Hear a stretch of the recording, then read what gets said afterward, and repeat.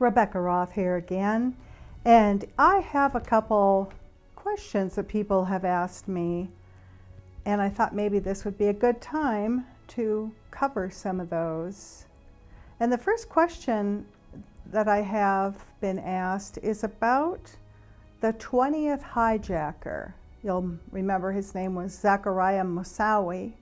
He was a Moroccan, French-Moroccan young man, and he had an interesting connection that years later I found. And I think the FBI documentation that I found on the connection was classified until 2009. I don't know why.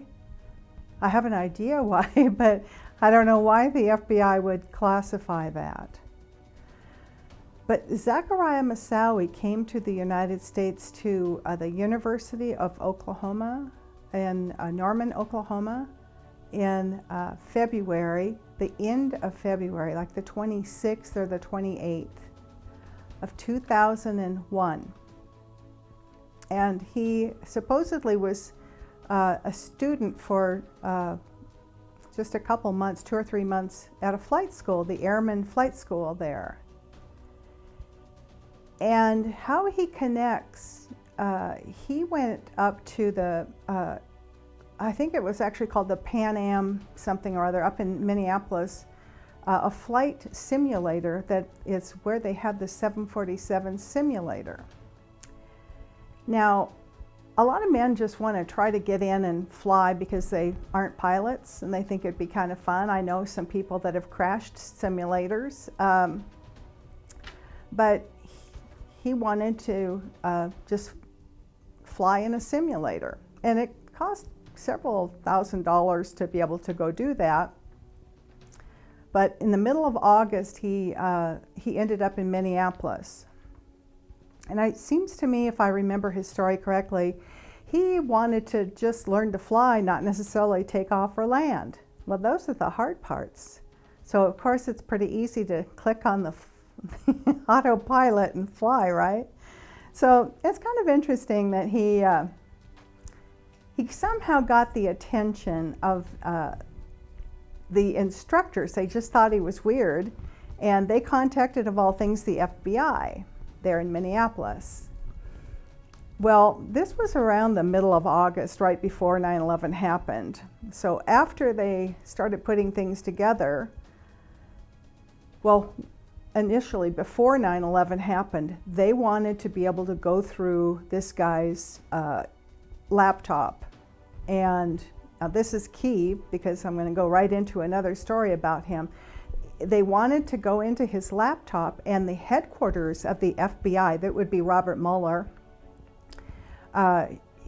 refused to give Minneapolis FBI field office a warrant for at least 2 or 3 weeks before 9/11. They wanted a warrant to get into his laptop.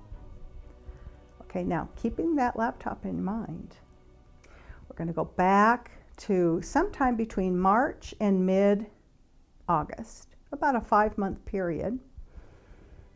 He was traveling, supposedly, on a bus. And on that bus was a Jewish boy who was not really a student there, but he plays into the story later as well. And it's his FBI documents that were classified until 2009. The story is that when the FBI, after 9/11, got into his laptop, Zachariah Moussaoui's, they found that he shared an email account with this guy named Nick Berg. He's a Jewish boy from Pennsylvania. And so they did interview him in January, several months after 9/11. And the story that Nick Berg gave them was that this guy, Zachariah Moussaoui, had sat down next to him on a bus going from the flight school back to where they lived or to closer to the campus. And he asked him to borrow his laptop because I guess Zachariah Moussaoui didn't have one with him. And he wanted to send an email, and he wanted to use his email account too, so he gave him his email account and his password. Because he's a nice Jewish boy. That's what he said. He was so kind to this stranger that he just gave him his information. Now let's stop for a second and think about Operation Crossfire Hurricane. Remember where the FBI, Peter Strzok and Lisa Page, we found out that they would share like a Yahoo email or AOL or some Hotmail or some kind of thing, where they would have an account and they would go into it. It wasn't their FBI.gov account, but they would go into that account, write a message, instructions, whatever, to each other or to their group, and they'd leave it in the draft box. We learned this is actually espionage trick. This is how spies can communicate without that message going up to the internet where the NSA might grab it. So if I have Nick Berg's account and I know the password, well, then I can just sign in, and then I go to the draft account and he tells me where to meet. Got it? So they thought this was really odd, but Nick Berg and his parents came out with this story because he was such a nice boy. He gave this stranger, this Moroccan guy, and if you remember what he looked like, he was pretty daunting. He gave him his password and they thought nothing of it. So Nick Berg, now coming back into the story, and nobody ever explains how come Zachariah Moussaoui didn't have his laptop with him, because he had it with him in Minneapolis, and it was only a 3 or 4 month period, maybe at the most, between the encounter on the bus. And everyone will remember Wi-Fi was not available on a city bus or any other bus in 2001. Let's go back in time. For those of you too young to remember, maybe you weren't even born yet, we didn't have Wi-Fi everywhere then, okay? So that story doesn't, he wanted to send an email from this bus, from this kid, from Nick Berg's laptop. So it's kind of crazy. Back to Nick Berg. Not very long ago, I was still digging, as I always do, into this whole 9/11 story. And I found a cache of, I think it's 32 pages of FBI documents from Nick Berg. Nick Berg had no explanation for really why he was at that university, because he wasn't a student there. Then later on he claimed he worked there, but nobody knows that he did or not. So he was kind of just hanging out there for some reason. Now, there is a connection to the CIA in that university. There's a couple good connections. There's the director of the CIA, George Tenet's mentor, David Boren, who was the president. And then in August of 2001, right around the time Zachariah Moussaoui decided to go up and learn to fly a simulator on 747, the former chief of station for Berlin, who basically claimed he was surveilling and kind of running the Hamburg cell, remember that was Mohammed Atta, Ziad Jarrah, and Marwan al-Shihi. They claimed they were all 3 pilots, but they never got on the planes. So you see there's a little connection there. Well, they tried to connect Zachariah Moussaoui as the 20th hijacker over this whole ordeal.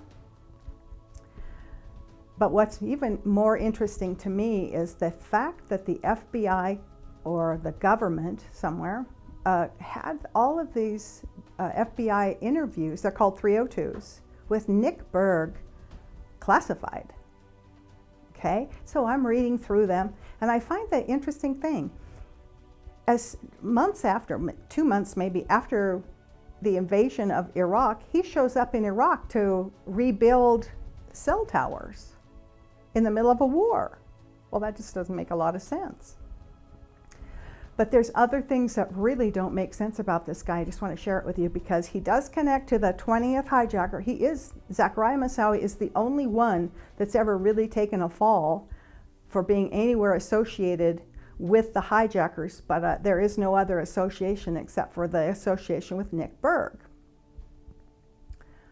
So, in the document, in the 302s, he ends up being in Iraq and he got picked up by the police and the US government, and they never say what he was doing suspiciously, but he was acting suspicious. They tell an interesting story. He had been to Israel before he came to Iraq, and he tells the FBI agents this story, and that he wears a Jewish prayer shawl under his shirt. And he's traveling with a book. Many of you, if you're old enough to remember all of the propaganda over the years, called the Protocols of the Learned Elders of Zion. And it is a notorious anti-Semitic document. Came out of the early 1900s. Most Jewish people will scream anti-Semitism and it's not true and blah, blah, blah. Attack that book. Or anybody that's carrying or reading that book, I mean, you probably wouldn't want to take it with you on an airplane, for example, unless you're looking to see if there's Jewish passengers on board, because somebody will attack you if you're reading it. And I thought that's the weirdest thing I could ever think of. A Jewish kid wearing a prayer shawl under his shirt and then carrying this well-known, I mean, it's been around, Nazi Germany type, and I think it came out in 1906, so consider that. And it was in Arabic, and he was saying he was trying to read Arabic. Well, you'd kind of want to know what the protocols were all about if you were trying to learn a foreign language, I would think. But anyway, there's a lot of Nick Berg that doesn't make any sense. So after I read through all of his story of how he got captured, his story has a very bad ending. A bad ending in the fact that on the internet, nobody believes it was a real beheading. He was supposedly killed, and they found his body, and he'd been beheaded, and he was the first, I think, beheading. Well, I found out there's a few things that are interesting about this, is that beheadings are not necessarily an Arab or Muslim thing, but they are a Jewish thing, and maybe that's why they keep putting it into the story. But nobody on the internet believed this. It was such a piece of fakery. The whole beheading was filmed, of course, and Rita Katz or somebody put it on the internet, and nobody ever believed that he really was beheaded. But when I got to looking at who he was, and I just was Google searching his name with words like arrest, I found out that all through high school, he was a bomb maker. And even his parents said, we couldn't stop him. He was just making bombs all the time. So he and a couple of his friends, they'd blow up people's outhouses or sheds or outbuildings, garden centers or what have you. They'd blow up mailboxes and stuff like that, garbage cans. And so he was kind of a bomb maker. And so I thought, well, maybe that's what the FBI doesn't want to put in here, because the Iraqis threw him in jail. And then his parents found out that he was in jail, not sure how, but they found out that he was jailed. And then, of course, they were screaming to the US government to get him released. And the thing that was really amazing to me is that the FBI interviewed him in, I believe, January, just a few months after 9/11, because they found he connected to the 20th hijacker, Zachariah Moussaoui, in that they shared an email account and password.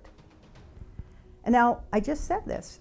Peter Strzok and Lisa Page told us how they do this. This is standard.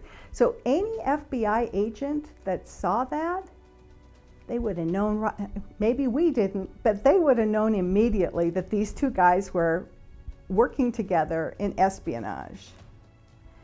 So I thought that was kind of really interesting, and that's the only connection that Zachariah Moussaoui really has, unless we connect him to the CIA at that university, which we might do.